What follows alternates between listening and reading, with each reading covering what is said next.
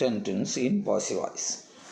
ఇప్పుడు నేను చాలాసార్లు చెప్పడం జరిగింది. ఇప్పుడు ఫార్ములాస్ నేర్చుకుంటే చాలు, టోటల్ అవసరం లేదన్నాం.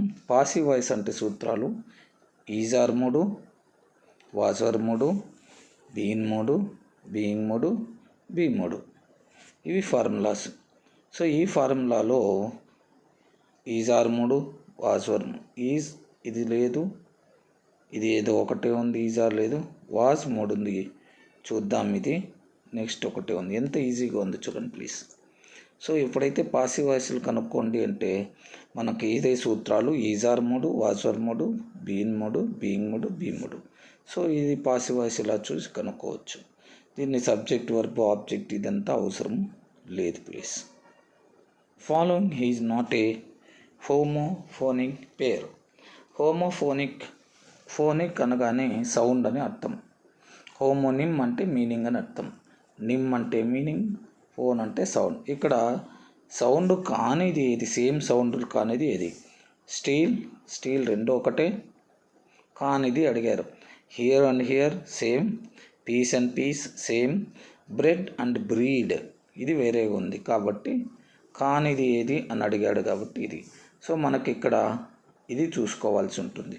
హోమోఫోనికా, హోమోనిమ్. ఫోన్ అంటే అర్థం, సౌండ్. మనకి నిమ్ అంటే మీనింగ్. ఇది చూసుకోవాలి ప్లీజ్. చాలు. Choose the grammatical correct sentence. నేను చాలాసార్లు చెప్పడం జరిగింది, మనకి చాలా రోజులు అవసరం లేదు గ్రామర్ నేర్చుకోవాలనుకుంటే.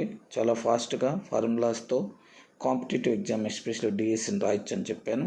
ఇక్కడ సెంటెన్స్ అని ఇచ్చారు, అంటే సెంటెన్స్లో ఈ కరెక్ట్ గ్రామటికల్గా చూడమని చెప్పారు. ఇక్కడ చూస్తే మనకి ఎప్పుడైనా కానీ సబ్జెక్ట్, వర్బ్, ఆబ్జెక్ట్ అనేది చూసుకోవాల్సి ఉంటాయి. మరి సబ్జెక్ట్, ఆబ్జెక్ట్ ఉంది ఇక్కడ. మరి ఇక్కడ ఏదో సబ్జెక్ట్ వర్బ్ ఇక్కడ ఉండాల్సింది, ఇక్కడ పోయింది కాదు. సో వర్బ్ అయిన తర్వాత దెమ్ నింటే కరెక్ట్ అయ్యేది, దే ఉంది. సో సబ్జెక్ట్, వర్బ్, ఆబ్జెక్ట్ ఉంది చూడండి. దీక్ష లైక్స్ కాబట్టి ఇది answer.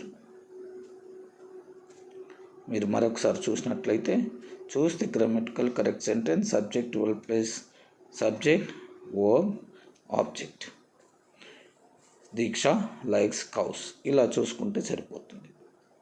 These are the questions that were sent by one of our students. Betty could not help dash when Oscar fell down.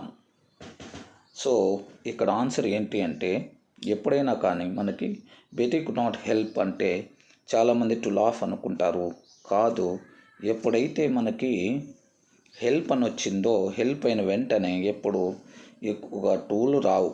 So tool రావు కాబట్టి ఇక్కడ answer laughing. So మనకి ఎప్పుడైనా help అయిన తర్వాత మనకి ఎప్పుడు ఇంగ్ ఫార్మ్స్ వస్తాయి, టూ రావు. ఇది గుర్తుపెట్టుకోవాలి ప్లీజ్.